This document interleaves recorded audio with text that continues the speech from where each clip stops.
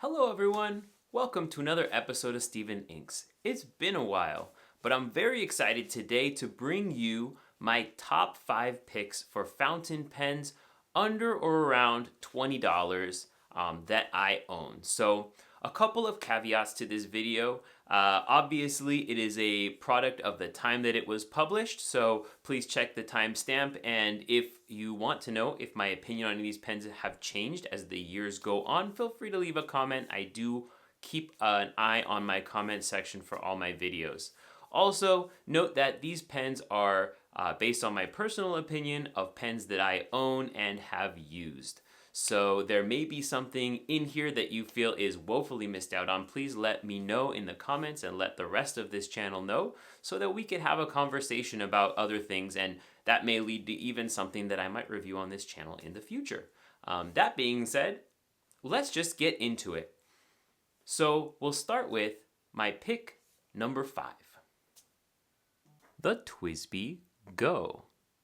Now, looking at the scores that this pen got, we're looking at 33 out of 50 points. For comfort, it's medium to high. I did mark it down a little bit to the mid-range because what community feedback tells me is that not everyone likes these triangular sections. They do force you to hold your pen in a specific way. I do hold my pens this way, so it doesn't bother me. And it's also rounded further back, so it doesn't go all the way through, like, say, on a Lamy Safari or an All-Star. So there's that, and I think that does make a difference in why it's a high mid as opposed to a low mid.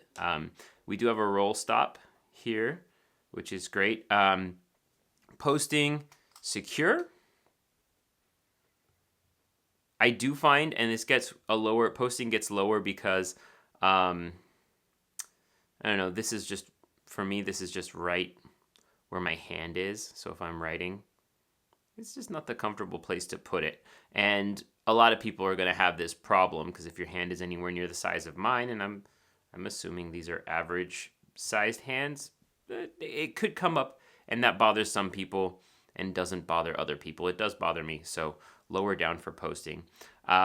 Build quality, I think, honestly, it's higher because we've talked before about TWSBI, the TWSBI Eco, which is a favorite, a darling of the fountain pen community, and I'm hesitant to recommend it because of the cracked section issue, which I did experience. You can see a video for that on this channel. And this one, based on what this plastic is, it's a slightly...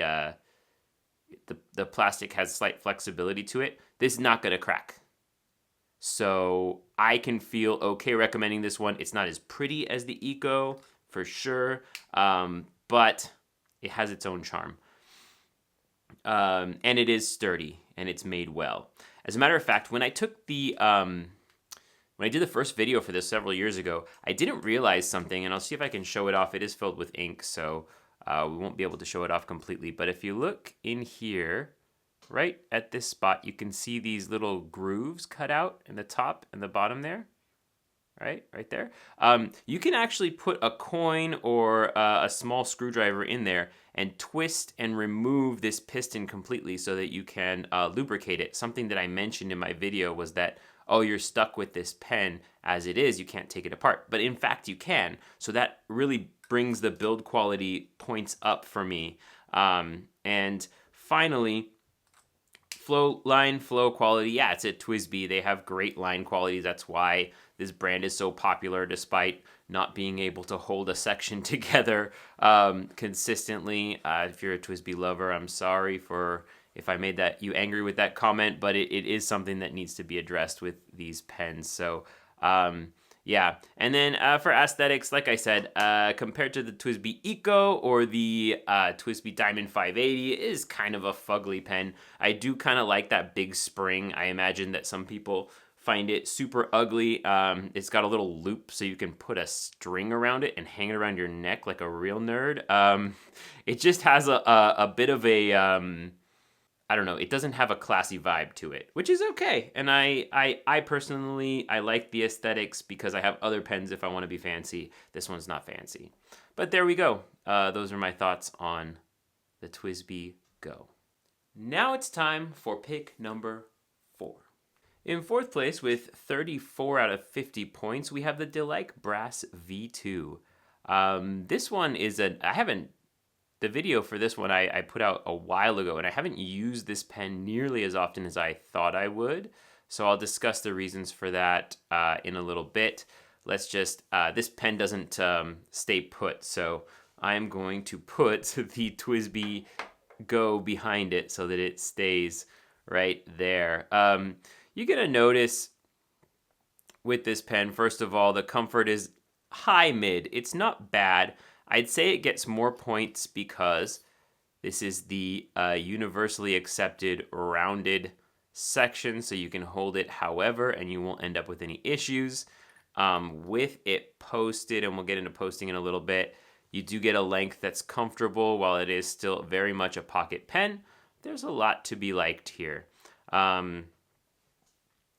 So we do get a 5 for posting because I don't like threaded posting, really. I find that it takes so much time to put this on, and I know this isn't very much time, but as opposed to just hitting the cap onto the end of it, not so bad if you're going to sit down and draw for a long time, but if you're just taking notes, if you're working, and you got to uncap, twist the thing on the back, and then cap it again, it does, you feel it. You feel that extra time. So this is a mid post, very sturdy, but also the threaded isn't my favorite. Build quality, obviously this is made out of raw brass, so it's very strong, very sturdy. If you were to drop it, you're more likely to crack the surface of whatever's on it than the pen. And the whole overall aesthetic of this pen is that it's built to last. It's metal on metal threads, which is something I appreciate. Sometimes a metal pen will have plastic or wood or acrylic threads that it posts onto, and those two together, you're going to grind one of them down. No grinding here. These threads are also very comfortable. They're not sharp, and I have had pens that cost 3 times this that are made of metal, and their threads are sharp. So what is that about? I don't know, but this pen doesn't have that. As far as the build quality, again, we just talked about that, but the line quality, this is really fun. This particular version has what's called a bent nib. It's not quite a fude, it's more like they call it a micro fude. Sometimes this will be called a Waverly. You can kind of see that it has an upturn in the front there. So the lines you get are really fun. I can get both wide lines, and if we'll just put this down here so you can see, these really wide lines, and then if I angle up a little bit, I get thinner lines. If I do reverse writing, super comfortable, super smooth, great line quality. So that's an 8 out of 10. And the aesthetics, again, it's very much your own opinion. In my opinion, I think this is really pretty. I like the gold on gold coloring, or I guess brass on brass, but this nib is obviously not brass, but it's colored. Oops. A little bit of ink there. And obviously it has good flow, because as you can see with my finger. So yeah, there's that one. Now it's time for pick number 3. The Hongdian Black Forest. A very nice pen, a beloved pen, a popular pen, and it comes in lots of colors and finishes, so you can definitely find something that you'll like. The original is the Black Forest. You can get it in raw brass, different colors of ink, different colors of metal. It is a metal pen, so we'll talk about threads in a little bit. So for comfort, it's a 7. It's a mid, but it's a high mid. We got that rounded section, which is nice. The pen works unposted, which is great, and the posting section back here is beyond where my hand is, so that's, for me, that's good. If your hands are bigger than mine, you might find it hits that uncomfortable spot of this part of the fleshy part of your hand. Depends. When it comes to posting, this is a low points on posting because try as I may, I can't get it to push all the way in. So we have that gap right there, which is weird and doesn't look good, and it feels top heavy. So it's not balanced when it's posted. So if you like to post your pens, this is a better one to leave unposted. Fun little sound there. Because the balance is in the unposted version. So that's important to note. Build quality, metal pen, very sturdy. I will note, and let's see if we can get a good focus on this. I did have, with my Black Forest, I did have some chipping. You can see that around the edge. I don't mind that, but just so you know, the coating on this pen is not indelible. It's not unscratchable, and metal on metal, it's scratched. And so we got that also on the edge of this pen too. You could see some little scratches and some blemishes. If that doesn't bother you, cool. I did also notice recently, and I did not notice this when I first got this pen, but this clip has a little bit of give to it, and not in a good way. Feels like that might pull itself loose later in life. So be careful with that clip. I wouldn't clip it onto a pair of jeans or something, which is actually something that I do sometimes. Flow line quality, Hongdian makes excellent nibs. They also sell replacements. Now this pen, as a matter of fact, has my extra fine nib in it, and I had to trade it out because I've had their Fude nib in this pen since first buying it. It's a great nib, and I love a Fude nib. This one is my favorite. I like the Fude nib on Hongdian better than the one in my Sailor Fude de Manon, which is a cheaper pen. So it makes sense that this nib is a little bit nicer and the writing experience is a little bit nicer. Good nib overall. Both of these nibs are fantastic. This is the one that it came with, the extra fine. As for aesthetics, this is, again, we always have our own opinion on things. I like the little knurled edges here. I like the way the section comes off like this from the pen body. I also feel like it's great that this pen, it's a snap cap, so you actually don't have metal threads at all in the section. Is a good way to avoid that problem of discomfort. And that also led to a higher score. So yeah, this is a great pen, a really enjoyable pen. And I want to point out that even though I'm looking at this right now, and this section right here has a step down, which I don't normally like, but it's not egregious. Like I could put my fingers right on this and it still feel pretty comfortable. So even though I don't like step downs, I am giving this a pass. Great pen. Pen number 2. And this might surprise some people. Pen number 2 is the Muji pen, and you'll see some things got crossed out because I changed my mind about a few things. I did actually bump this score up by 1, so I went from 40 to 41 out of 50. This is a great pen. If you know and follow this channel, a couple years ago, I did my top 10 pens of all time, even not considering price, so I had pens that cost more than $100, and this was number 1. Which is surprising for a pen around $20. And it's the only one, as far as I know, that the Muji company makes, because I believe they're like a Japanese stationery company. So it's the only fountain pen, that they make. They make gel rollers and disposable pens as well. But yeah, this is a fun pen to hold. It's very comfortable, in my opinion. This is aluminum, aircraft grade aluminum, I think is what it's called. Yeah. So it's it feels nice. It feels kind of like the outside of an iPhone. I think they use that for those, and their computers are also made of the same thing. So, but it's very light. It's very thin. For comfort, I did knock it down to a high level mid because, like I said, I really like this pen. The feedback from the community is that this knurling is too fine and it makes a kind of shark skin like texture, which people find off-putting. I could see it, but it doesn't affect me or bother me at all. And so it's a higher score here, even though I am keeping in mind that some people really don't like this section. it gets a 10 for posting. And here's why. Check this out. You push it in and it's seamless. You can just see a line there. And you can run your finger over it. You could barely feel it. So this pen feels nice posted and unposted, and it's balanced both ways. So to me, this is the ultimate in posting. You may agree or disagree. Let me know in the comments. As far as the build quality, again, we get a high. We get an 8 out of 10. The minimalist design is super fun and cool. It posts seamlessly on the back. When you cap it, it also posts seamlessly.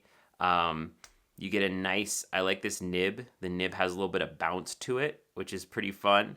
And is a nice separation between the section and the front of the pen. So you can pull back a little bit. You can move forward. Really cool. The converter did not come with this pen, so this is a Schmidt converter that I added in. Fits perfectly well. Nice threads that do not come in contact with your fingers. Another thing that metal pens need to do more of, in my opinion. And then I changed the flow and line quality, and the reason why I gave myself an extra point was because at first I thought that it wasn't giving me any reverse writing, so you can kind of see over here where I tried to do that.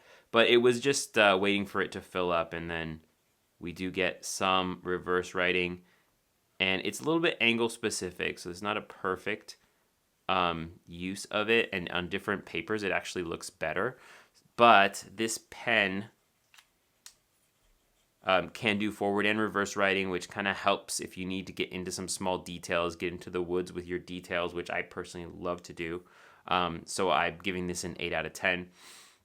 And for aesthetics, also 8 out of 10.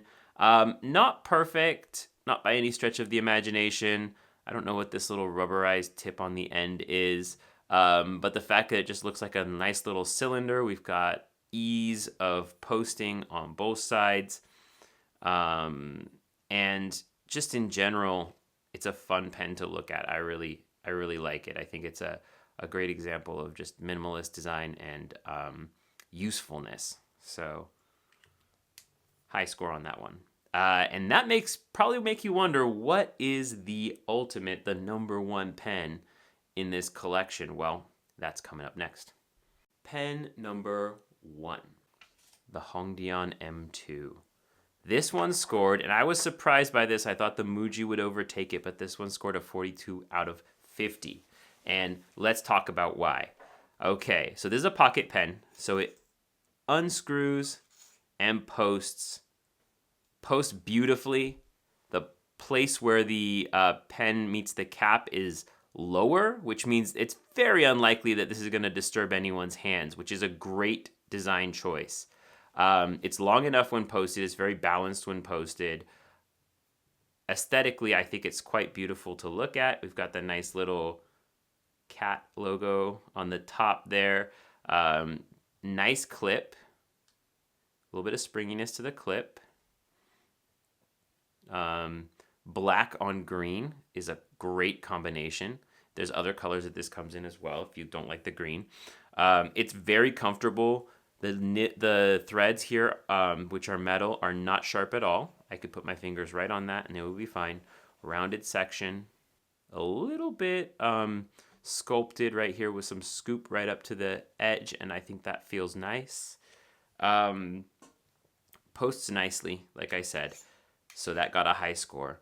The build quality, I'm going to say a 7 out of 10 because there's 2 reasons for that. One, community feedback on this clip. This clip is not indestructible. So some people have mentioned that this little metal pin right here has come out of their pen and making the clip basically pointless. So that hasn't happened to mine, but given that it's been mentioned by a couple of people, I just want to point that out. I had a funny little interaction with this converter right here, and I actually was recording when this happened, so I can show it to you, but it probably won't look like very much. Basically, the little rubber stopper inside the converter got stuck in the front part of the pen, and so I was pulling up, and it was getting stuck. I managed to just push it back in, and it has been working great now. I think you just need to not move that converter too far forward, and you won't have any issues.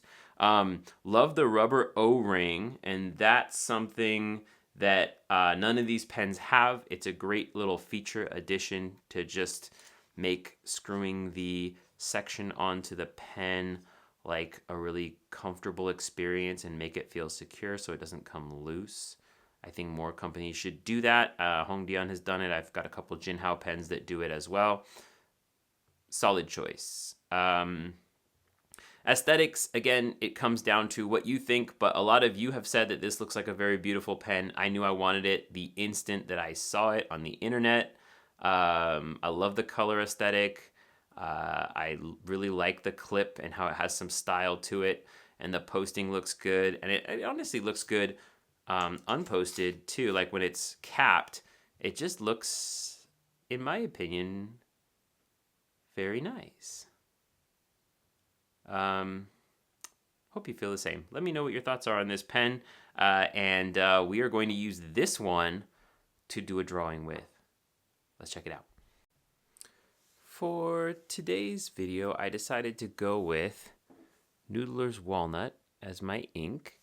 Just because it's one of the inks that I bought when I was getting into the hobby of fountain pens a little bit deeper, and I wanted to try something interesting, but I was still keeping it kind of safe. And if you're purchasing a pen that's not the cheapest you can find, but not the most expensive either, maybe that's something you in line for. Noodler's makes great inks. And I have been using them for years. They're great for drawing, they're great for writing, they're fun all around, lots of interesting colors to choose from.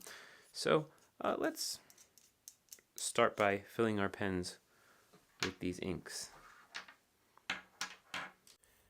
So the theme for this particular drawing is kind of funny, and you may have noticed that I haven't posted a video onto this channel since I want to say August, maybe early September. And the reason why is nothing too shocking. It's just work got in the way, and I have a job. I like having a job outside of doing these videos. I've never wanted them to be anything more than something I do because I enjoy it. And I've enjoyed making this video, even though it took me a very long time to make it. But sometimes I work too hard, and recently the thing that happened to me is that while I was eating dinner a few weeks ago, I chipped one of my teeth, and I had to go on an emergency dentist appointment to have a crown fitted and all of those other things, which required me to make 3 separate dental appointments. And all I could think the whole time is, oh no, now I'm going to be behind on my work. So in a way, my tooth saved me from my workaholic tendencies here by dragging me away from the office, and not willingly either.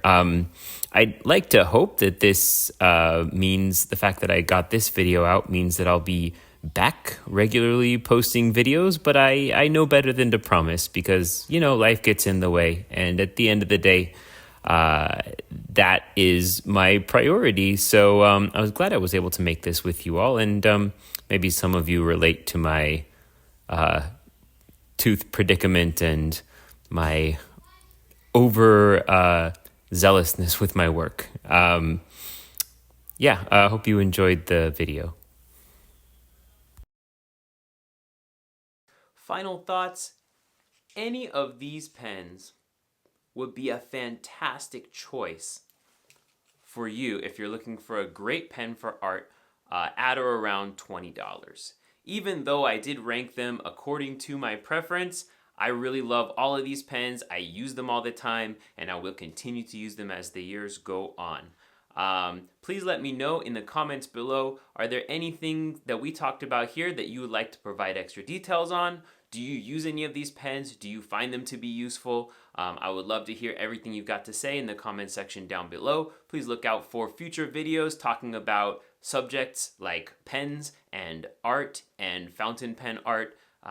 on this channel. Like and subscribe if you haven't already. Check out my website, steveninks.com, where you can download a free copy of my book, What Kind of Pen Is This? And we'll see you in the next video.